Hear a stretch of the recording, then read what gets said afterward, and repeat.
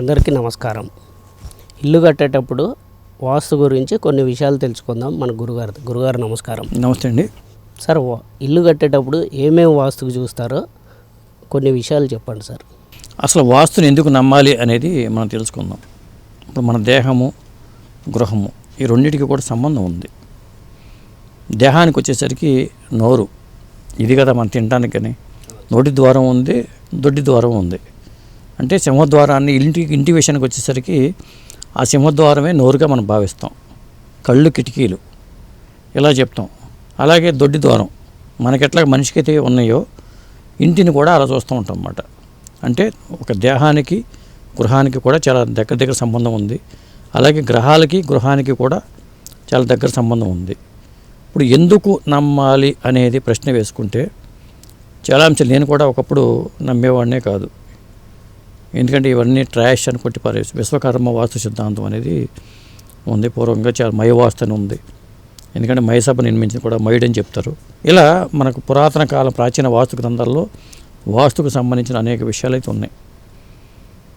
ఇప్పుడు నైరుతి అలాగే ఈశాన్యం ఈ రెండు చాలా కీలకమైన స్థానాలుగా చెప్తూ ఉంటాం. మనకు 4 దిక్కులు అనుకుంటాం కానీ 8 దిక్కులు 8 దిక్కులు ఇంటికి. అలా అంటే దిక్కు లేని వాడికి దేవుడి దిక్కు అంటారు అనుకోండి, అది వేరే విషయం. ఏ దిక్కుని నివసించాలనేది వర్గు వాస్తు అనేది కింద వస్తుంది. బేసిక్స్ మనం మాట్లాడుకుందాం. ఇప్పుడు వాస్తు విషయంలో మనం బేసిక్స్ అంశాలు నేర్చుకుందాం. గురుగారు, ఇప్పుడు కిటికీలు పెడతాం కదా గురువుగారు, ఆ కిటికీలు ఇప్పుడు ఒక సరిసంఖ్య ప్రకారం పెడతాం కదా, లింటల్ అబోవ్ ఉన్న వెంటిలేటర్స్ ఉంటాయి కదా, అవి కానీ మీకు కౌంటింగ్లో వస్తాయా లేదా అనేది ఇది చాలా మందికి ఉన్న సందేహం. కిటికీలాగానే లెక్క పెట్టాలి, వెంటిలేటర్స్ని లెక్క పెట్టకూడదు. వెంటిలేటర్స్ని సపరేట్గా లెక్కించాలి. సరిసంఖ్య పెట్టుకుంటాం కాబట్టి వెంటిలేటర్లని సరిసంఖ్యలో చూసుకోవాలి. అలాగే కిటికీలన్నింటినీ సరిసంఖ్యలో చూసుకోవాలి.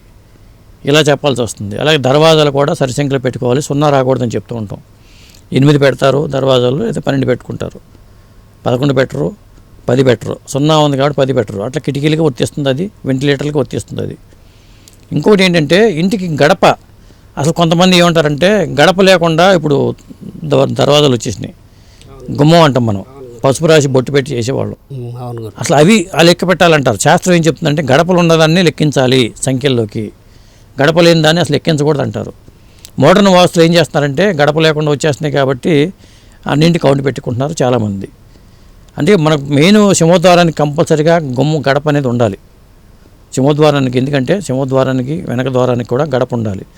దాంట్లో సైంటిఫిక్ అంశాలు చాలా ఉన్నాయి. గడప ఎందుకు పెడతామంటే తలుపు వేసినప్పుడు పాములు గట్రా ఇంట్లోకి రాకుండా గడప అనేది ఆదుకుంటుంది. అదే మీరు అది లేకుండా పెట్టామనుకోండి, గుమ్మం పెట్టామనుకోండి, కింద నుంచి ఏవైనా రావచ్చు. గురుగారు, ఇప్పుడు ఇంకొక డౌట్ ఉంది. ఇప్పుడు మీరు సింహద్వారం అన్నారు కదా, ఇప్పుడు చాలామంది సింహద్వారం ఎదురుగా సంపు పెడుతుంటారు గురుగారు, దానిపైన నడవచ్చా? చాలామందికి ఒక డౌట్ ఉంది. సాధారణంగా సింహద్వారం ఎదురుకుండా సంపు పెట్టకూడదు కూడా. ఎందుకంటే ఈశాన్య మార్గంలో మనం కొలత వేసుకున్నప్పుడు చుట్టూ ప్రహరీ గోడ ఉంటుంది కదా, అష్టదిగ్బంధనం చేసి ప్రహరీ గోడ కట్టుకున్నప్పుడు మనకి ఈశాన్య మూల నుంచి ఒక తాడుతో దాన్ని లెక్క కట్టి ఆ కొలత వేసుకుని ఆ ప్రకారమే మనం సంపు నిర్మాణం జరగాలి. కానీ సింహద్వారం ముందు అసలు సంపు నిర్మాణం పెట్టకూడదు. దాంట్లో సైంటిఫిక్గా కూడా ఏంటంటే ఏమైనా ప్రమాదం జరిగినప్పుడు, లోపలికి వచ్చిన వెహికల్ కానీ ఏమైనా వచ్చినప్పుడు దాంట్లో ఇదే ప్రమాదం ఉంటుంది. కుంగినా కానీ ప్రమాదాలు ఉంటాయి. సింహద్వారం ముందు పెట్టకూడదు. ఇంకొకటి ఏంటంటే సింహద్వారం ఎప్పుడు కూడా దానికి మనం ఏమైనా కట్టినా కానీ అక్కడ బావి తవ్వినా కానీ అది టచ్ అవ్వకూడదు, కిందకే ఉండాలి. తప్పితే ఆ సింహద్వారం గడపని డామినేట్ చేస్తూ ఆ బావి కూడా ఉండకూడదు. చాలామంది వాళ్ళ దగ్గర ఉంటుంది గురుగారు, మేము చాలా హౌస్ కన్స్ట్రక్షన్ దాంట్లో చూశాను, చాలామందికి ఎదురుగానే వస్తుంది సైట్ని బట్టి. దాన్ని అంటే ఇప్పుడు మోడర్న్ వాస్తులో ఇదంతా వచ్చేసింది. ఒకప్పుడు పూర్వం వాస్తులో ఇవి లేదు కదా. సంప నిర్మాణం అనేది మోడర్న్ వాస్తులోకి వచ్చింది కాబట్టి వాళ్ళు బలంగా వేసుకుంటున్నారు. మనకేంటంటే ప్రమాదాలు జరగకుండా ఉండటం కోసం అని చెప్తూ ఉంటారు జనరల్గా. ఇప్పుడు కారు కూడా అక్కడ పెట్టేస్తారు, పెట్టి ఇంట్లోకి వచ్చేస్తూ ఉంటారు. అవును గురు. ఇప్పుడు మోడర్న్ వాస్తులో సింహద్వారం ఎదురుకుండా పెట్టేసుకుని లోపలికి వచ్చేస్తున్నారు. మోడర్న్ వాస్తులో వచ్చిందే కానీ జనరల్గా ఏంటంటే తూర్పు విషయంలో తూర్పు సింహద్వారం ఉన్నా కానీ, ఉత్తర సింహద్వారం ఉన్నా కానీ అక్కడ మనకి సంపు అనేది అటుపక్కే వస్తుంది. జనరల్గా సంపు నిర్మాణం అటుపక్క దక్షిణ వాళ్ళకి, పడమర వాళ్ళకి రాదు కదా. అవును గురుగారు. వాళ్ళకి ఇటుపక్క పెట్టుకుంటారు. మీకు ఎప్పుడు సంపు నిర్మాణం అనేది సింహద్వారం ఎదురుకుండా ఎందుకు వస్తుంది అంటే తూర్పు సింహద్వారం ఉన్న ఇళ్ళకి అవును లేదా ఉత్తర సముద్రం ఉన్న ఇళ్ళకి మాత్రమే అట్లా నిర్మాణం జరుగుతుంది, మిగతా ఇళ్ళకి అది జరగదట. అవును గురుగారు అవును. అయితే ఇంకొక విషయం తెలుసుకుందాం గురుగారు, సెప్టిక్ ట్యాంక్ ఎటువైపు ఉండాలి గురుగారు వాస్తు గురు? అది కూడా ఇప్పుడు వాస్తులో ప్రధానంగా కొన్ని అంశాలు చెప్తారు. నైరుతి పంటగా చెప్తారు, వాయువ్యం పెంట అని చెప్తారు, ఆగ్నేయం మంట అని చెప్తారు, ఈశాన్యం గుంట అని చెప్తారు. ఇలా చెప్పినప్పుడు పెంట అని చెప్పింది వాయువ్యం ఉంటుంది కాబట్టి ట్యాంక్ నిర్మాణం ఎప్పుడు వాయువ్యంలో కానీ ఆగ్నేయంలో కానీ పెట్టుకోవచ్చు. మళ్ళీ అది ఇక్కడ మన దీనికి కనెక్ట్ అవ్వకూడదు. మన ఈశాన్యంలో మనం బావికి సంపు కానీ సంపు ఉంటాయి కాబట్టి డౌన్లో ఉంటాయి కాబట్టి వీటికి అందుకని ఆ మూలను పెట్టుకుంటారు. నైరుతిలో మాత్రం పొరపాటును కూడా అసలు గొయ్యి తవ్వనేయకూడదు, ఏమీ చేయకూడదు. మీరు వాయువ్యంలో పెట్టుకోవచ్చు, అంటే ఉత్తర వాయువ్యంలో పెట్టుకోవచ్చు, తూర్పు ఆగ్నేయంలో పెట్టుకోవచ్చు. అది ఇంకా ఒక డౌట్ ఉంది గురుగారు, ఇప్పుడు చాలామంది తూర్పు వైపు ఉన్న ఫేసింగ్ ఇల్లు ఉంటాయి కదా, స్టెప్స్ వచ్చినప్పుడు స్టెప్స్ కింద బాత్రూమ్ పెట్టుకుంటుంటారు, అది పెట్టుకోవచ్చా పెట్టుకోకూడదా అదొక డౌట్ ఉంది గురుగారు. అది కూడా చాలామందికి ఉన్న డౌట్ ఉంది. స్టెప్స్ కింద తూర్పు సముద్రం ఉన్నప్పుడు దక్షిణ వైపే ఉంటాయి స్టెప్స్. జనరల్గా స్టెప్స్ ఇట్లా ఉంటాయి, దక్షిణ వైపు తూర్పు నుంచి ఇట్లా వెళ్ళి దక్షిణ వైపు ఇట్లా వెళ్తే ఉంటాయి, అందుకని పెట్టుకోవచ్చు.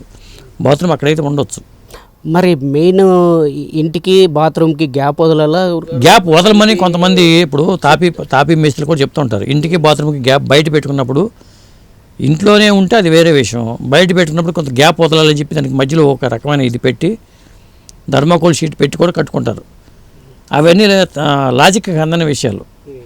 దానికి మీరు అన్నట్టు ఉండొచ్చా ఉండకూడదా గ్యాప్? జనరల్గా అయితే ఉండొచ్చు, ఉండొచ్చు. అటాచ్ అయ్యగానే ఉండొచ్చా? కట్టియచ్చు, ఇబ్బంది లేదు. అటాచ్ అయ్యగానే ఉండొచ్చు, అటాచ్ అయ్యి ఇబ్బంది ఏం లేదు. ఇబ్బంది ఏం లేదు. అది ఎందుకంటే ఇంట్లో భాగంగానే మనకు టాయిలెట్స్ ఉంటే అటాచ్ అయ్యి ఉండొచ్చు. ఒకవేళ బయటికి ఎక్స్పాన్షన్ చేసినా కానీ ఉండొచ్చు.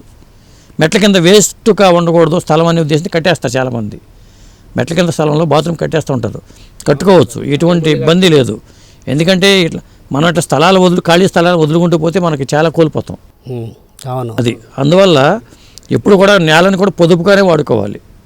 ఇప్పుడున్న రేట్ల ప్రకారం చూసుకుంటే వేస్ట్గా ప్రతిదీ విలువైనదే, అట్లా కూడా చేసుకోవాలన్నమాట.